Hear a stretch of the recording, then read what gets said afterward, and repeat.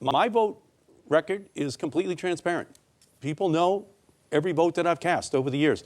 But with Mr. Gomez, we still don't know who his clients were, who he worked for.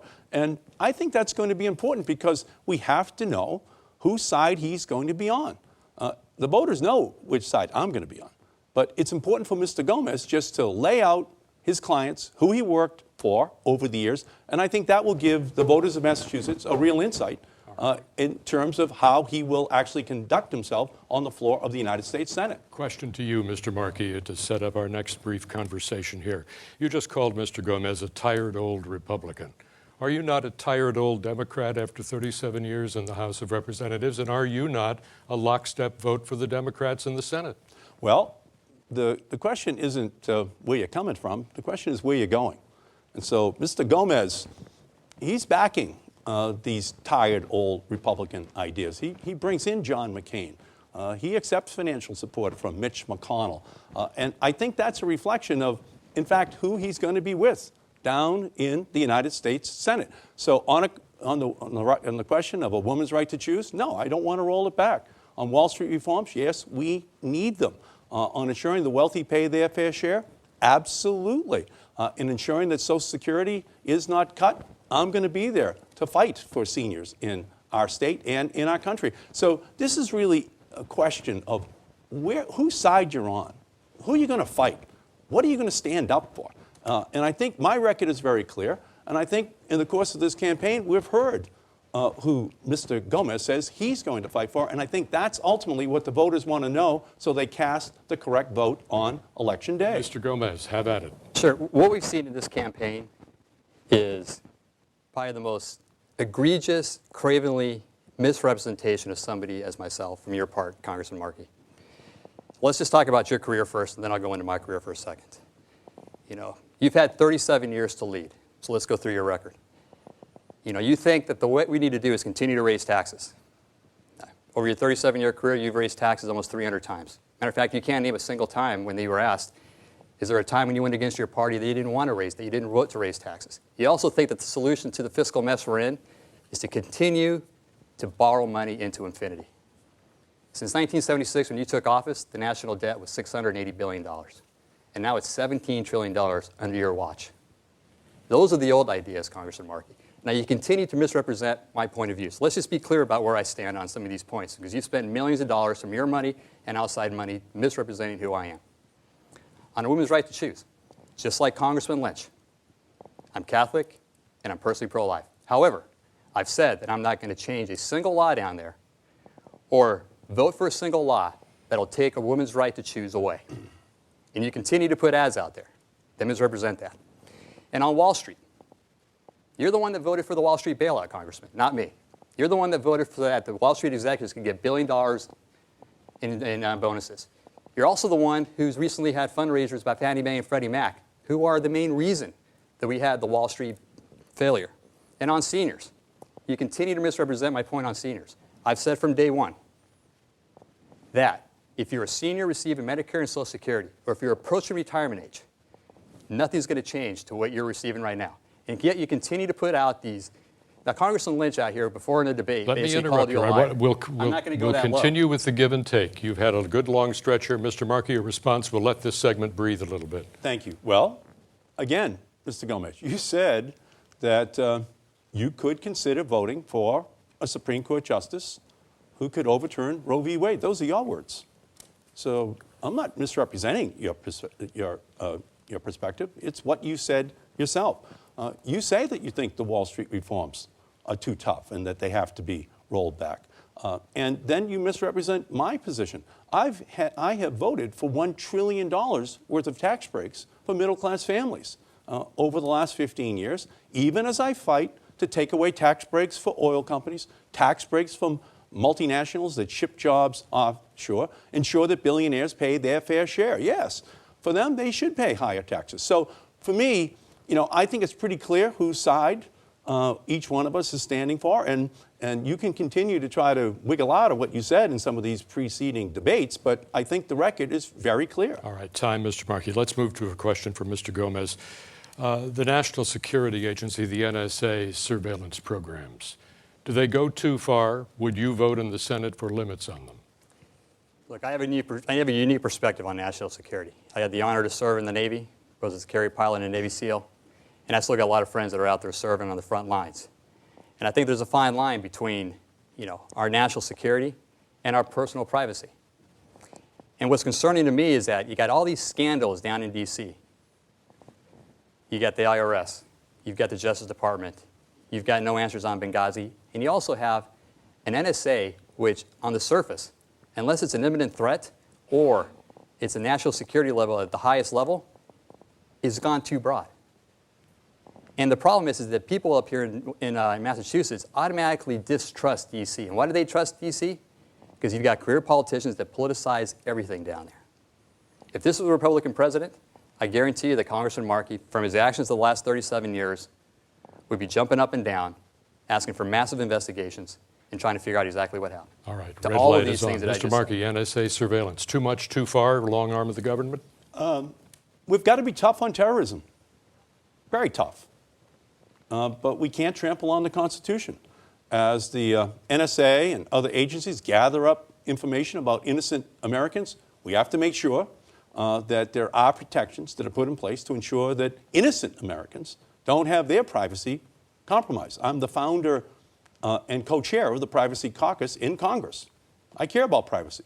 But I also know that there are terrorists out there. There are criminals out there that want to hurt our country. And we have to make sure that law enforcement officials have the capacity to gain access to the information which they need in order to protect our country. And so, Mr. Snowden, I think he should be prosecuted.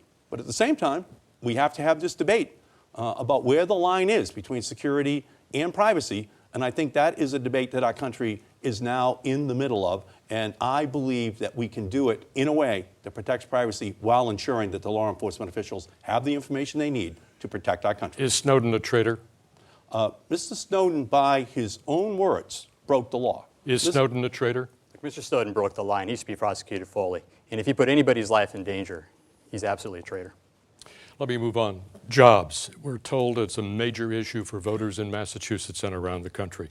Our unemployment rate in the Commonwealth is below the national average, but that doesn't tell the whole story. Despite having one of the best educated workforces in the country, job creation over the last 12 years in Massachusetts has been near the bottom. You took a stab at it with Telecom City. In reaction to the stories that have appeared over the last couple of days, you blame a lot of people for that, Mr. Markey. Do you bear any blame for that not producing 7,500 jobs? Well, the three mayors, Malden, Medford, and Everett, banded together to take 200 acres, polluted acres, acres that weren't really producing jobs. They gave up their sovereignty, and right now there are 3 times more jobs that are there than before we began the project. 4 times as much tax revenue coming in to those 3 cities. But moreover, that was a partnership with Bill Weld and Paul Cellucci and Jane Swift and Governor Romney and Patrick. So it was mostly state money. But you were in it. It was... Absolutely. But there were 2 recessions that occurred during that time. And moreover, we now have a biotech firm there. We have the regional headquarters for Marriott. We have the Tufts Boathouse. We have a huge residential project, and more is coming. So all of those mayors now have 3 times more jobs and 4 times more tax revenue going to those cities than before this project began. Mr. Gomez. I think this is a great example of somebody who's never had private sector experience, who's never had a job up here in Massachusetts, analyzing an opportunity and not realizing that it wasn't going to create what he said it was going to create. There hasn't been a single job for the internet created out of that project that you claimed that was going to be created. Now, you stand up here and you give all these great answers and you say that you're going to be doing X and Y, but the reality is, sir, you've had 37 years down in the Congress to get something done. We still don't have immigration reform done, and you've had 37 years to do that. We still don't have a comprehensive tax reform done, and you've had 37 years to do that. We could have reformed Social Security and Medicare, and you've had 37 years to do that. What makes you think that over the next 17 months or the next 37 years, you're going to be able to do something that you haven't done in 37 years? So you can continue to tell the people of Massachusetts that you would have done this, this, and that. But the reality is, sir, you've had 37 years down in D.C. to get these important things done. What I'm asking is the following. quickly. No, I'm just quickly. saying, We I'm wanna asking the Try following. and keep this moving. Give me 17 months, and I will keep my word, and I will do what I say. I don't need Very 37 quick years to do response. this. Again, Mr. Gomez keeps mentioning his private sector experience. You've asked him who were his clients, how many jobs were created. He's running as a businessman, and you asked him the question, and he did not answer it. We need to know, Mr. Gomez, who you work for, what kind of jobs were created, and we still haven't received that answer. One more chance. The Sure. mayors of these three cities Mr. would Gomez, not go Mr. backwards Gomez. on this Sure. project. Mr. They are Gomez. glad for the jobs that have been created. If Congressman Markey wants to compare resumes, I'm more than happy to do that, Congressman. And if you knew what private equity was, you know that we don't have clients. It's that simple. We have investors, and I've told you who those investors are. They're public service employees, hundreds of thousands of them right here in Massachusetts, firefighters, police officers, teachers. And even President Obama is an investor at Avid International, Congressman. That's who our investors are. We don't have clients. So if you want to compare resumes, let's compare resumes head to head. I'll compare my last 37 years. I'll compare my military record to yours.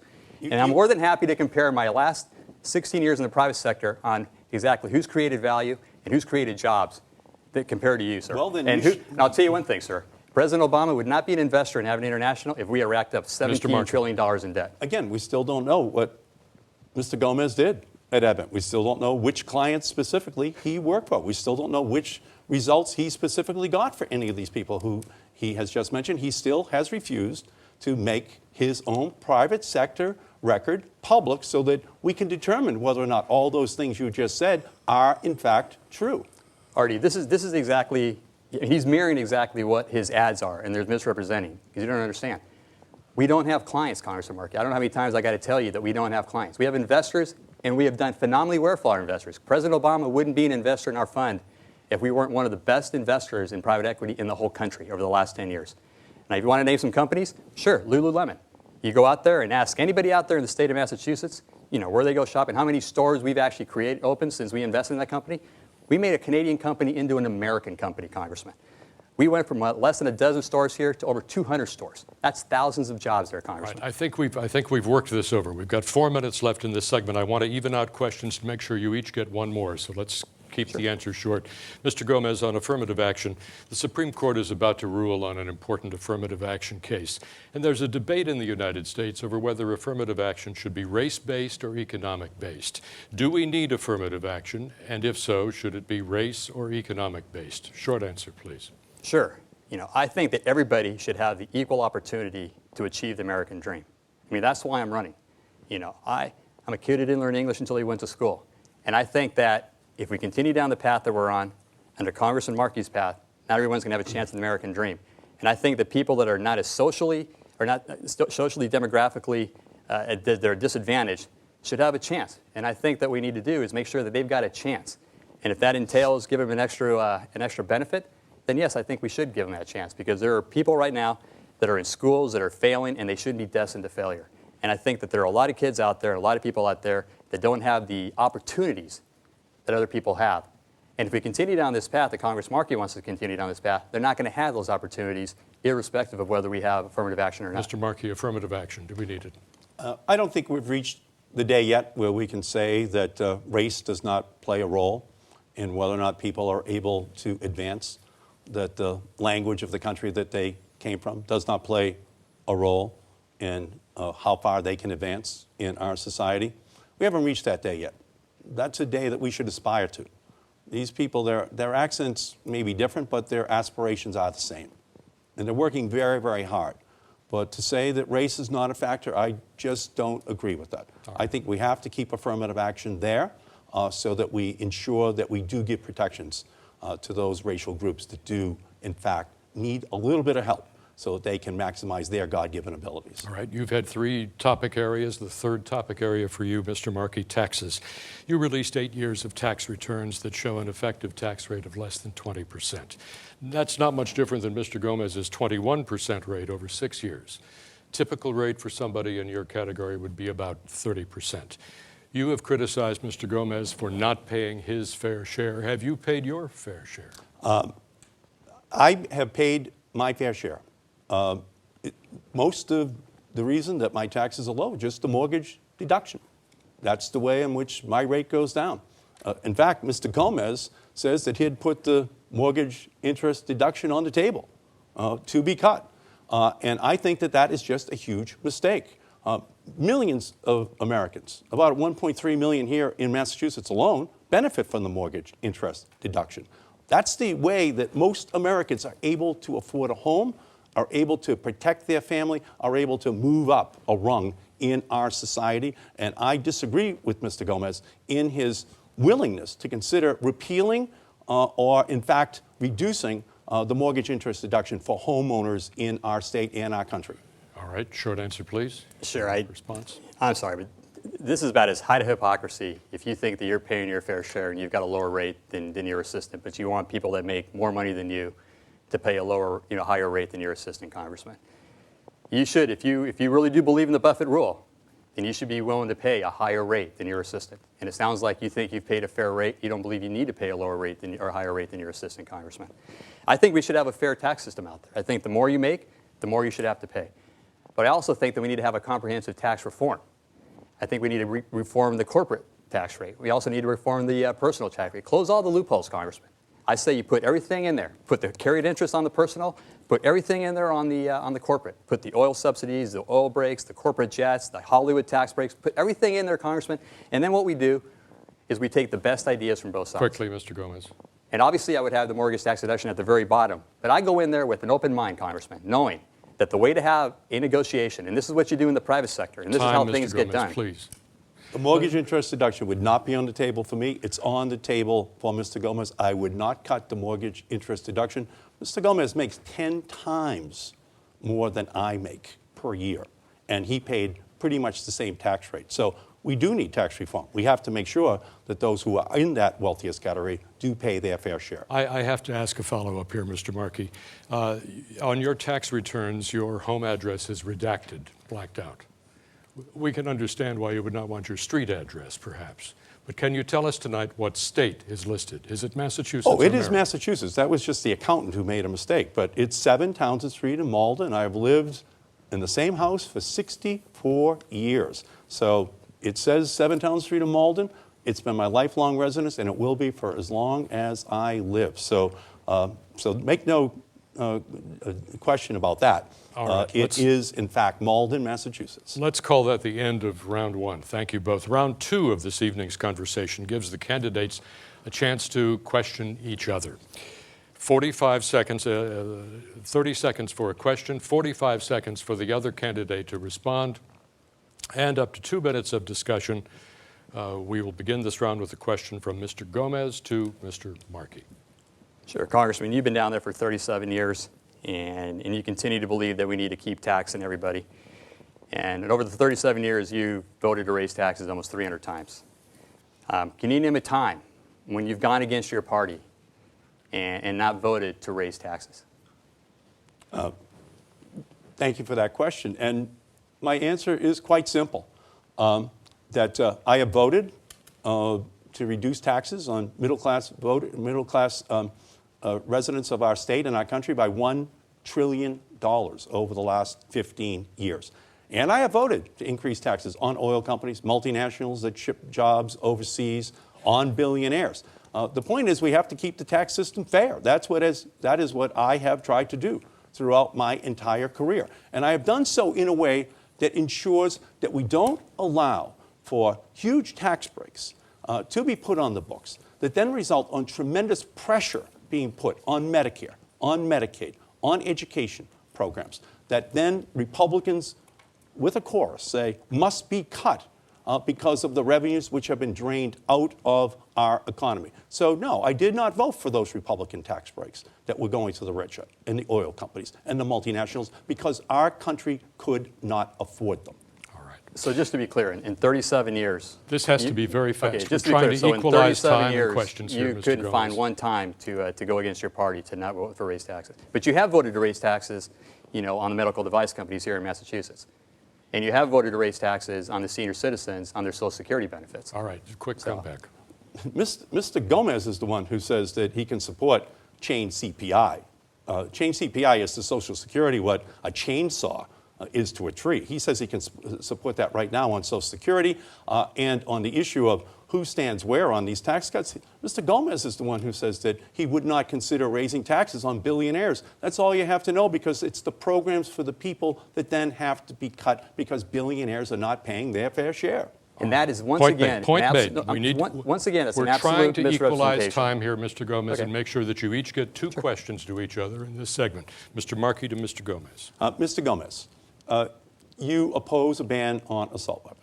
You oppose a ban on high-capacity magazines that attach to those weapons that turn them into weapons of war.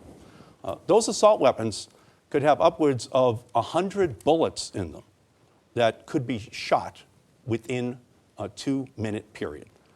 Where would a civilian need a weapon where they could shoot a gun with 100 bullets in it in under 2 minutes? Congressman, you know that here in Massachusetts, we have a ban on assault weapons. And I respect that. And I think that's fine. We have a ban on assault weapons. But you also know that you've been completely misrepresenting my view on gun control. You continue to have these ads out there. I support expanded background checks, Congressman. I'm the one that's gone against the NRA, and I'm ashamed that there's only 4 Republicans out there that voted for this expanded background check bill at Toomey Mansion. And we both know that only one of us here can go down to D.C. and actually get this bill passed when we get down there, because it's going to take bipartisan work to get the Republicans on board and to get the conservative Democrats on board. And yet, you continue to try to scare, and you're also the only person here who is craven enough, the only political candidate to actually use the Newtown Massacre for political gain. That says it right there. You'll do anything and say anything to get elected, Congressman. That's what you've been doing for 37 years, sir. Mr. Gomez, you haven't answered the question. Where would a civilian need a weapon that you could shoot 100 bullets in just 2 minutes? You say you support background checks. Well, that's a conservative Democrat from West Virginia and a conservative Republican from Pennsylvania who have that bill. We're from Massachusetts. We're not the laggards. We're the leaders on assault weapon bans. And we want one for the whole country because they can come down from New Hampshire or from other states into Massachusetts. So tell the voters, where could a gun like that be used by a civilian that could shoot 100 bullets in under 2 minutes? Mr. Gomez. Sure. Once again, Congressman, you take an issue that is emotional and divisive, and you know that we should be focusing on what actually, what I want to do, Congressman, I want to ban all weapons from the wrong people. And you know that's the way to actually solve the problem and make our schools, our communities, and our kids safer, Congressman. But yet, you want to be craven enough to go out there and use the Newtown Massacre for political gain. And you understand that there's only one way we're going to make our schools, our communities, and our kids safer, and that's to pass the expanded background check and tie it to mental illness and to go down there. And you know that we're going to need to get more Republicans and more Democrats on board. And only one of us is actually bipartisan, by experience, to actually go down there and work across the aisle and get both sides to come together. And that's how we're going to make our community safer, Congressman. If you go down there, Congressman, nothing changes. It's going to be the exact same vote. All right. And we're not going to have expanded background checks. No, and our I communities, I and want our to kids, make and sure our you each schools get one more question here. will still be at risk. Mr. Gomez to Mr. Markey. Sure. Congressman, you've been down there for 37 years. And, I mean, the president's got term limits. Don't you believe that congressmen and senators should be term limited? Mr. Gomez, you just had John McCain in campaigning for you 3 weeks ago. Did you ask John McCain to leave the Senate? You have Mitch McConnell from Kentucky, the Republican leader in the Senate, raising money for you across the country. Did you ask Mitch McConnell to tell him that it's time for him to leave the Senate as part of your ability to get support from them to help you in this campaign? No, Mr. Gomez, you did not. Yes, I did. No, you did not. You did not tell John McCain that you don't think he belongs in the Senate anymore as you were praising him at that press conference. That I did, just actually, did not Congressman. happen. So from my perspective, this just becomes a question of whether or not you understand what's going on. Because we're both running for the Senate for the first time. We're both going down there for the first time to the United States Senate, whichever one of us wins. So the only issue should really be, what are we going to be doing in the United States Senate in order to advance the interests of the people of Massachusetts? Mr. Gomez. Well, you didn't answer the question. And just to be frank, I did tell Senator John McCain that he should be term limited. And you wish that you were running against Mitch McConnell or Newt Gingrich or even Gerald Ford, who was president when you first got down there, Congressman. But the reality is you're running against me, a new kind of Republican, a first-generation American, one who's not afraid to tell his party when they're wrong. They're wrong on immigration right now. They're wrong on gay marriage right now. They're wrong on the expanded background checks right now. They're wrong on the environment and on global warming right now. I'm on the right side of that, and I've told my party they're wrong. And what I'm going to do when I go down to D.C., Congressman, which is going to be different than you, sir, is I'm going to go down there and I'm going to try to make my party better, and I'm going to look across the aisle and I'm going to work with the Democrats as well. Because there's more Democrats than Republicans. And the only way we're going to get this country working and moving forward again is if we have somebody down there who's going to respect the other side and work together. Because I'll say one thing. Nothing's going to change if Mr. Markey wins this election. We're going to have the same DC down there, and we're going to have the same dysfunction. All we're going to have is you're going to move your office from one building to the next. Mr. Gomez did not tell John McCain, this should be your last term. You should just be leaving right now as he came. That never happened. That conversation did not happen. I think everyone here knows he did not tell McCain right now he should be finishing his career at the end of this term. Mr. Gomez just said it happened. Okay, are you calling him a liar? I'm saying that did not happen. But I'll say this. Let me go forward. Let me go further on this, okay? He says that he's a new kind of Republican. He's going to go down there and change business as usual. Well, the Republican Party supports taking away a woman's right to choose. Mr. Gomez says he could vote for a Supreme Court justice that would do that. The Republican Party wants to reduce Wall Street reforms. Mr. Gomez wants to do that. The Republican Party does not want to tax the wealthy any further. Mr. Gomez does not want to do this. So that's not a new Republican. That is an old-fashioned Republican with the stalest, oldest Republican ideas. We've covered that territory very quickly. Did that conversation happen or didn't it? It absolutely did happen. So if you want to call me a liar, that's fine, Congressman Markey, because that's effectively what you've been doing with all these TV ads. You know, I know Congressman Lynch was up here before, and he called you a liar, and I think you were only lying a little bit back then. Mr. Lynch isn't running tonight. So. We need to move on. Sorry, Mr. Question, Mr. Markey to Mr. Gomez. Thank you. The Boston Globe had a big story. It said that Mr. Gomez was on the board of directors of two companies, including one which was in Peabody, Massachusetts, which laid off people and then sent those jobs overseas. And that then federal assistance had to come in to help those workers. So my question to Mr. Gomez is this. Were those the only two companies that he served on their board? And wasn't there a way to keep the jobs here in Peabody, Massachusetts? Congressman, this is another example of somebody having private sector experience and actually doing something here in Massachusetts, sir. But that company that you mentioned, the one in Peabody, Inventive, it serviced the automotive industry. And during that time, the automotive industry here in the United States was going through a depression in the cycle. And there was a lot of growth over in the Far East. So that's obviously where the operations grew. But if you look at it today, now that the economic cycle's turned around and the automotive industry's rebounded, it's doing a lot better here in Peabody.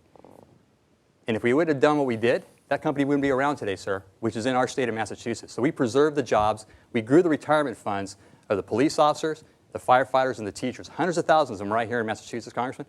And also for President Obama. So you should ask President Obama. He was here last week with you. If he'd have been happy, if he was happy with what we've done over at Avenue International. And like I said, I think that if we had accumulated $17 trillion in debt, Congressman, I don't think he'd be an investor. Now I know that, and I'm just going to put yours in your own mouth. This isn't math, sir. It's arithmetic. Mr. Markey. Sure. The Boston Globe, a couple of reporters were just chasing Mr. Gomez last week to try to get the answers to these questions. And he just slammed the door on them in his car, not answering the questions from the Boston Globe. But you can't slam the door on the voters of Massachusetts, not giving them the answers. Everyone knows this business plan, this 3x5 card that just says, lay off people here, ship the jobs overseas, and then have the federal government pick up the tab for those people who are left behind in Peabody. Everyone knows that business plan. And so the real question here is, what other companies, what other board of directors did Mr. Gomez serve on? Were there other jobs that he shipped overseas? And wasn't there a way to keep those jobs here in Peabody? Because many companies fight very hard to keep jobs here in America. 30 seconds left in this segment. Especially since 30 it was the seconds federal left. taxpayer who ultimately then had to help those workers. Mr. Gomez. You should have asked President Obama what he thinks about Avenue International, Congressman. And I've served on the board of Inventive, I've served on the board of Keystone, served on the board of American Radiology Service, served on the board of Kirkland's. All these companies have done phenomenally well. And we've done well for the public sector employees here. Now, if you want to talk about job shipping to China, sir, Evergreen Solar, a company that you use taxpayer dollars to fund after the stimulus bill, shut down and shipped jobs overseas to China. 8123 Systems, Congressman, another company that you funded. You've got to have a quick response to this. Evergreen, We've opened up another Evergreen topic here. was a company funded by state money, not by federal money. Okay, so on that, Mr. Gomez is just wrong. All right, we need to end here. You each got 2 questions to each other. We're running about equal on time. For round 3, we go back to the original format, my questions, as the springboard for a conversation. Our focus in this section is defense and foreign policy, and we'll begin this round with Mr. Markey. Syria is the topic, Mr. Markey. The UN now says the Syrian civil war has cost more than 90,000 lives. The U.S. has concluded that Assad used chemical weapons. The U.S. is now sending small arms and ammunition, basing planes in Jordan. How do we know we're sending guns to the right people, and are we on a slippery slope in Syria? That's a great question. We have to be very careful. As we enter into this Syrian thicket, we have to make sure that there has been a very careful vetting of any insurgent group that the United States starts to help. We want to back democratically oriented groups within that country. We don't want to help those elements that might come back to haunt us, both in that country and around the world. So from my perspective, under no circumstances should American troops be on the ground in Syria. That would be an historic mistake.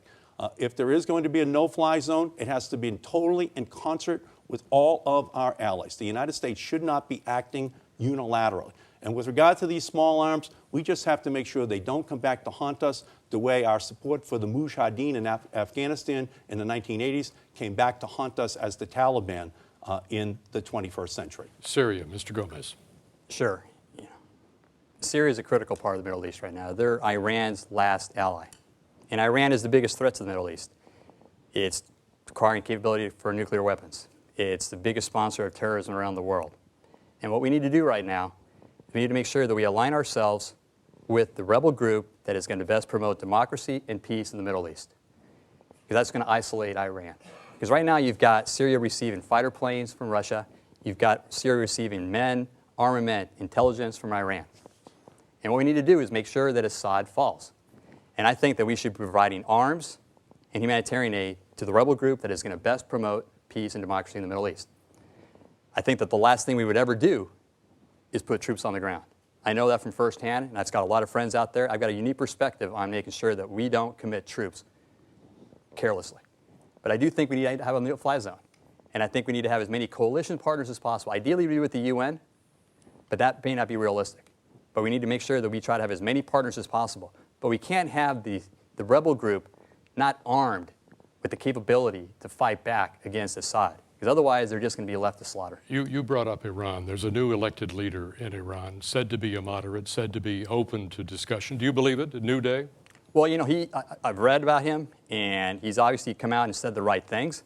So, but just like President Reagan said, you know, it's best to trust and then verify. So we'll see what he comes out with, but I would be skeptical. You know, we have not had good relations with Iran since 1979, obviously, and their mission is to annihilate Israel. And so you need to take it with a grain of salt, but I'll let him, speak his word for a while. Leader? Well, they say he's a moderate, but that's in an Iranian context. And we always have to remember that it's the Ayatollahs that run the country. And so what kind of discretion, what kind of autonomy this new leader might have, that still remains to be seen. But we should be very skeptical. We have to continue to tell Iran we're not going to allow them to have a nuclear weapons program. We don't want them helping Syria. We don't want them helping Hezbollah, destabilizing Israel. We have to continue to put the pressure on, but we should be talking to them just to make sure they know that we're serious and that if they ended their nuclear weapons program and their other weapons support into the region, that there could be a basis for an agreement to be reached. All right, Mr. Gomez, Sure. 48,000 Americans have been killed or wounded in Iraq and Afghanistan. That's killed and wounded. The U.S. has spent trillions of dollars on these two wars. Has the sacrifice in lives and treasure been worth it? Look, I don't think this should be made into a political question. You know, I've had a lot of friends that went over there and fought. Some of them got killed. A lot of them got injured. And I think the last thing we need to do is make a political issue here. You know, we went into Iraq with the intelligence that we had back then, it's easy to Monday morning quarterback, but with the intelligence that we had back then, Senator Kerry, Senator Clinton, they were all for it initially. So to turn this into a political question afterwards, I think it's just the wrong thing to do.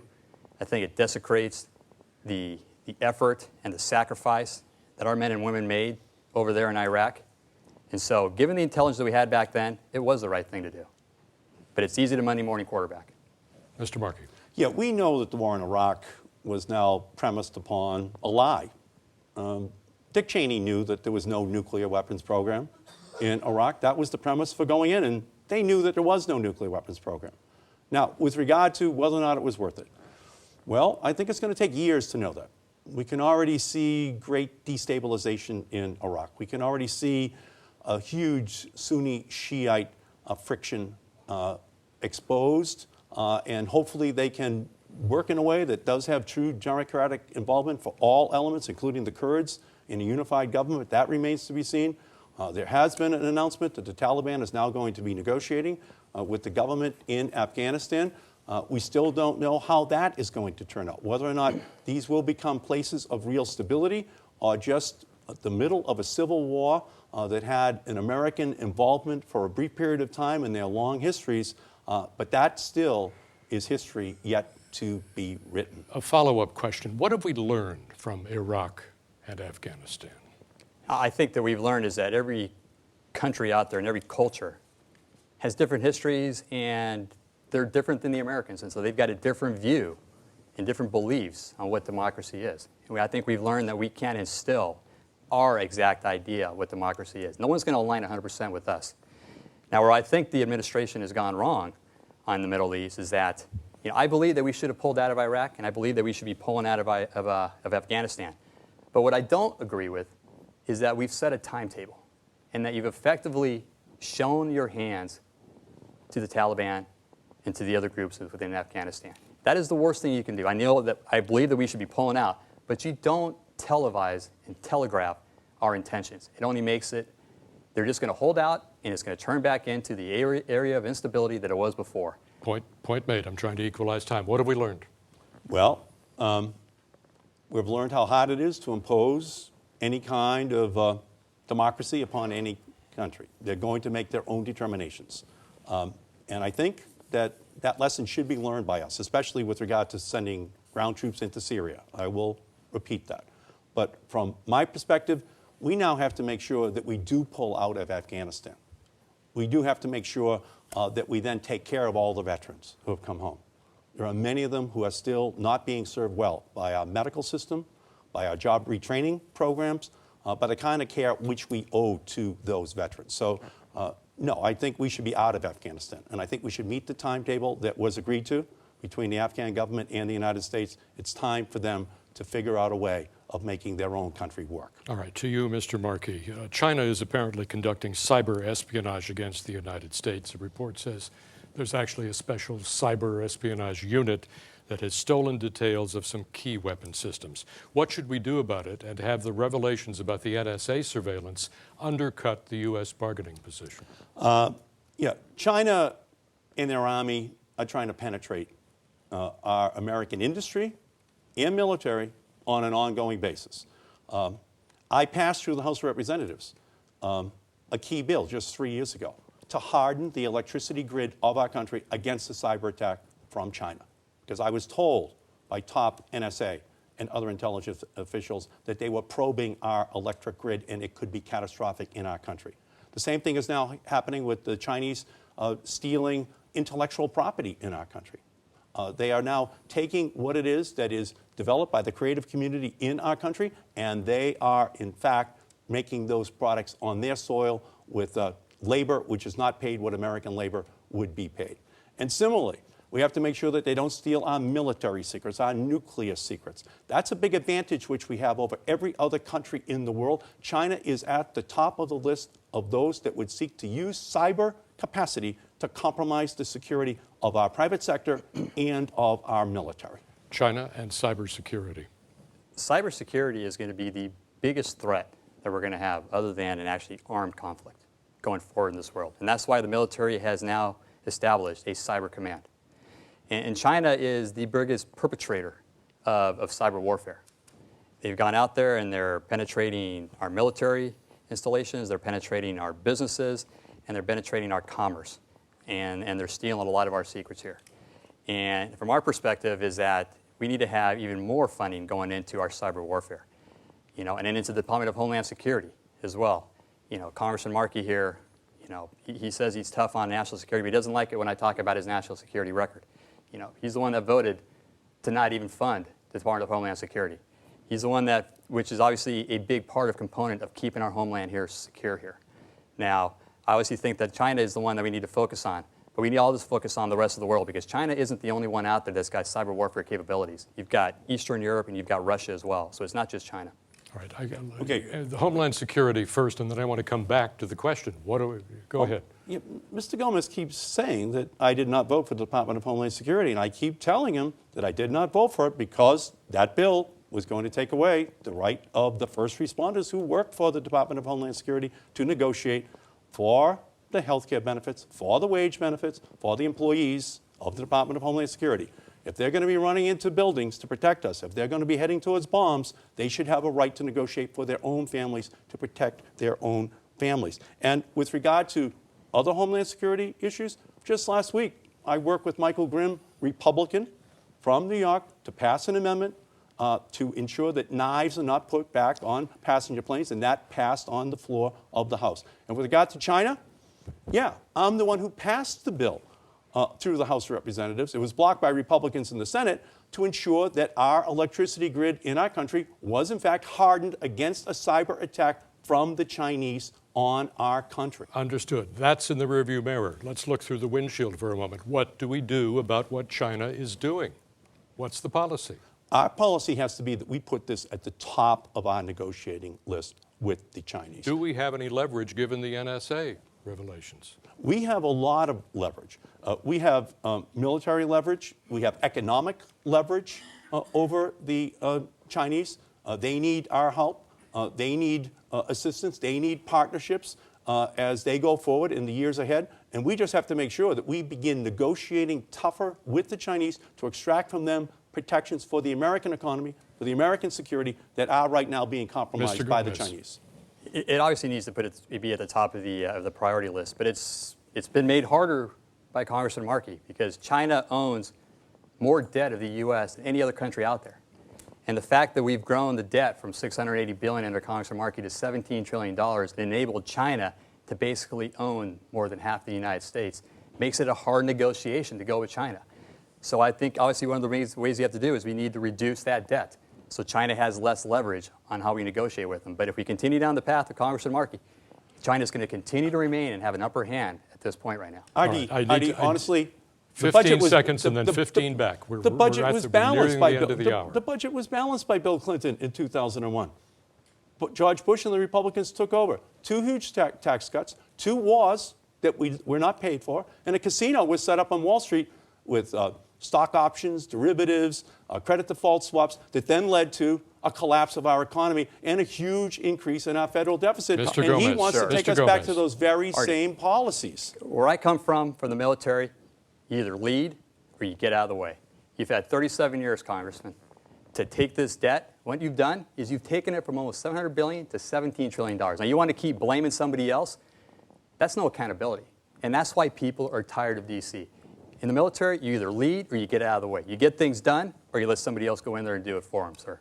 And you can't sit up here and say, well, it's somebody else's fault. You've had a chance to lead for 37 years, Congressman. And the fact is, you haven't led. You've just showed an example that you blame other people. People don't want to be blamed. They don't want you to come up here and start blaming other people. They want you to take accountability for what's happened during your regular 37 years. They want to hear whose side you're on, Mr. Gomez. Cutting Social Security, cutting Medicare, cutting programs for ordinary families is not the way to make up for I want to make sure that Mr. Gomez, that we equalize the number of questions.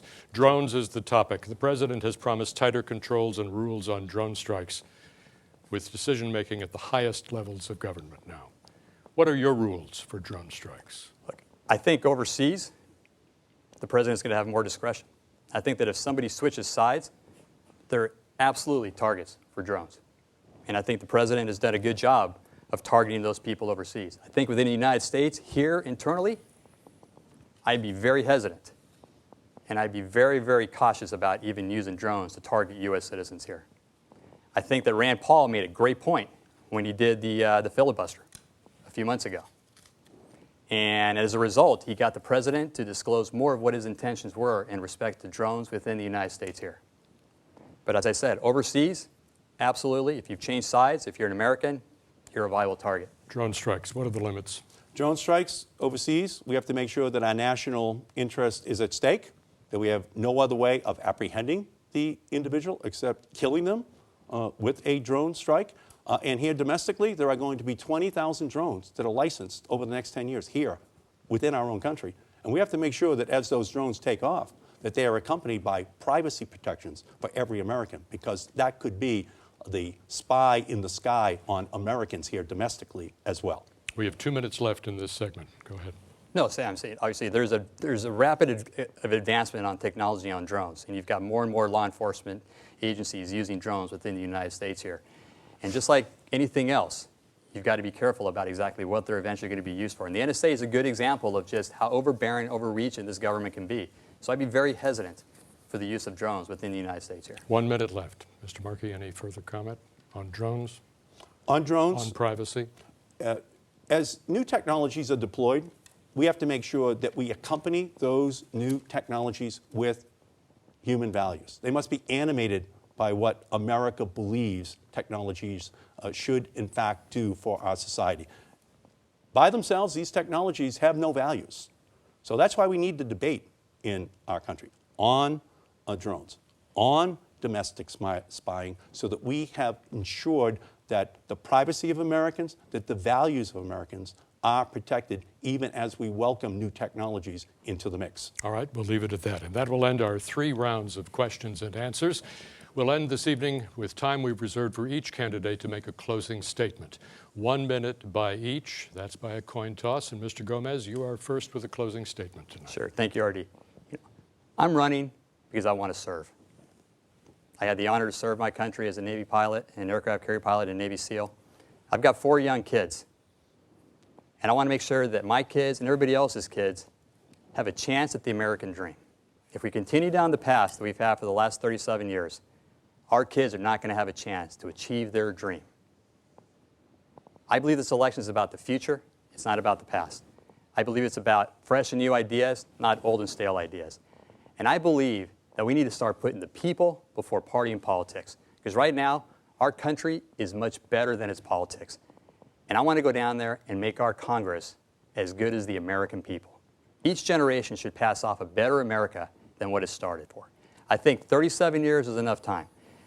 I ask you to give me 17 months and see if I've kept my word. And if I have, you can reelect me. And if I haven't, then vote me out. But I think that Congressman Markey's had 37 years to prove something and to lead down there. And look what we've got down in D.C. We've got dysfunction, we've got failure, and discord. 1 minute, Mr. Markey. Thank you. Mr. Gomez is running on the stalest old Republican ideas. That's what differentiates us. He opposes an assault weapons ban. He opposes a ban on high-capacity magazines. He says that he can vote for a Supreme Court justice, which would overturn Roe v. Wade. He says that he believes the wealthy are paying too much, but we know that puts tremendous pressure on all the social programs that then have to be cut in order to protect the wealthy. He says that the Wall Street reforms are too tough, but we know what happens when Wall Street does not have a cop on the beat. Mr. Gomez says that he could cut Social Security for seniors in our country. I don't think that we should be doing that.